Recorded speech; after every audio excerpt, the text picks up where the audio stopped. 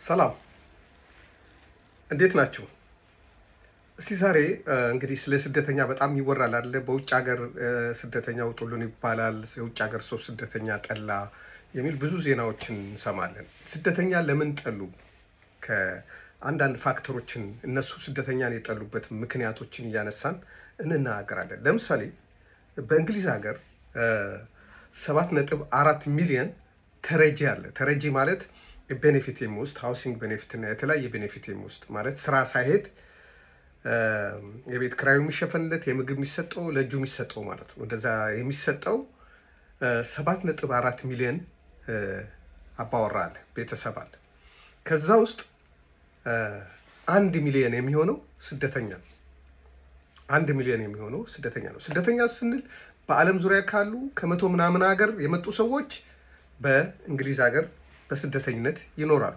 አንዳንዶቹ ዜግነት ወስደው ይኖራሉ፣ አንዳንዶቹ በዶኩመንት ይኖራሉ፣ አንዳንዶቹ በእንደዚህ አይነት በቤተሰብ በምናምን መጥተው ይኖራሉ።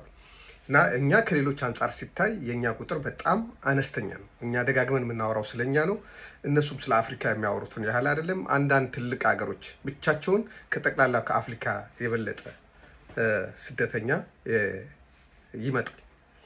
እና ምንድን ነው በሀገሩ ህዝብ ላይ ምን ችግር አመጣ ብለን ካየን፣ ኦኬ ከነዛ ከ7.4 ሚሊዮን ህዝብ 6.4ቱ የሀገሩ ዜጎች ከሆኑ እንግዲህ የሀገሩ ዜጎች ስንል ህመምተኛ ይኖራል፣ የአካል ጉዳት ያለበት ሰው ዲዛብል የሚባል ሰው ይኖራል፣ ሰነፍ ሰው ይኖራል፣ አንዳንድ ሰው የተለያየ ህመም ያለበት ሰው ይኖራል፣ ወይ ደግሞ ልጆች የሚያሳድጉ እናቶች ይኖራል። እነዚያ የሀገሩ ሰዎች ናቸው። እና ራሳችን ከሀገሩ ሰዎች ጋር ከተወላጆች ጋር ማፎካከር አንችልም። የዚህ ሀገር ሀብት የሀገሩ ህዝብ ከሆነ ኦኬ የስደተኛውን 1 ሚሊዮን ስደተኛ እና ስራ ሳይሄድ በተለያየ ምክንያት ስራ ሳይሄድ በመንግስት ይደጎማል ማለት ነው። ይህም 5 ከፍተኛ ሊስት ያላቸውን የስደተኛ ቁጥር ልንገራቸው።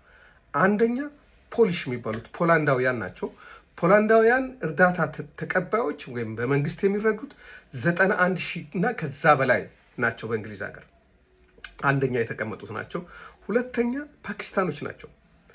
ፓኪስታኖች በዛ በተቀመጠ ስታስቲክ 89900 የሚሆኑ ፓኪስታኖች በእንግሊዝ ሀገር በመንግስት ይረዳሉ ማለት ነው፣ ስራ ሳይሄዱ። አንዳንድ ሰው በጤና ችግር በተለያየ ምክንያት ቢረዳ አይገርምም። ግን አንዳንድ ሰው በጥቁርም እየሰራ እኮ ለራሱ ኬስ እያስገባ ከመንግስት ገንዘብ የሚቀበል አለ። እነዚህ ነገሮች ደግሞ የሀገሩ ሰዎች እያወቁ ይሄዳሉ አለ። በሶስተኛ ደረጃ የተቀመጠው ባንግላዴሽ ነው። ባንግላዴሽ 54600 የሚሆኑ ባንግላዴሾች ከመንግስት ቤኔፊት ይወስዳሉ። በአራተኛ ደረጃ የተቀመጠው ሮማኒያ ነው። የሮማኒያዎች 45700 የሆኑ የሮማኒያ ዜጎች በእንግሊዝ ሀገር ውስጥ ከመንግስት ይረዳሉ። በአምስተኛ ደረጃ የተቀመጡት ደግሞ ህንዳውያን ናቸው። ህንዳውያን 35500 የሚሆኑ ህንዳውያን የመንግስት ድጎማ ይወስዳሉ። ይሄ የሀገሩ ሰው ይሄን ያውቃል። ለምሳሌ የመንግስት ቤት ውስጥ የምትኖር ከሆነ ያው መንግስት ነው የቤት ኪራይ እየከፈለልህ ነው ማለት ስራ ማትሄድ ከሆነ ወይም ደግሞ ህመም ካለብህ ወይ ልጅ የምታሳድግ ሴት ከሆነች ለዛ ስራ እንድትሄድ ስለማትገደድ ትደጎማለች ማለት ነው። ባል የሌላት ሴት ከሆነች አንዳንዴ ባሉም ሚስትም ስራ ሳይኖራቸው ከቀረ ይደጎማሉ። እና የሚሆነው ምን መሰላችሁ? የሀገሩ ሰዎች እና እኛ አብረን ነው የምንኖረው። ለብቻው ተነጥሎ ስደተኛ ሌላ ቦታ አይኖርም። ከእኔ ቤት ቀጥሎ እንግሊዛዊ ሊኖር ይችላል። እኔ አሪፍ መኪና እየነዳው እሱ በባስ ነው የሚሄደው አንዳንዱ፣ ወይም እኔ በጣም ዘመናዊ መኪና እየነዳ ወይ አንዱ ስደተኛ በጣም ዘመናዊ መኪና እየነዳ እሱ ግን በሆነች አሮጌ መኪና ነው የሚሄደው። ግን ያ ስደተኛ ከመንግስት ቤኔፊት ይወስዳል። ይሄ ደግሞ የታወቀ ነገር ነው፣ ያውቀዋል ህዝብ መኖር። እነሱ የማያውቁት ነገር የለም። ከፈለጉ ከካውንስላቸው ጋር ግንኙነት አላቸው፣ ከመንግስታዊ ተቋማት ጋር ግንኙነት አላቸው፣ አካባቢያቸው ያለን ይቃኛሉ። ስለዚህ ያንተን ሁሉ ነገርን ሚስጥርህን ያውቃሉ። ስለዚህ ህዝቡ እየተናደደ ይሄዳል። የተሻለ በእነሱ ሀገር ውስጥ ብልጣብልጥ በመሆን ከነሱ የተሻለ ኑሮ ስንኖር ያናዳቸዋል። ደግሞ ከመንግስት ቤኔፊት እየወሰድን ሌላ ቦታ በጥቁር እንደምንሰራ ያውቃሉ። እኔ ሰርቼ አላውቅም፣ ነገሩን ነው ማውራቸው፣ እኛ ብዬ ለማውራት ብዬ ነው።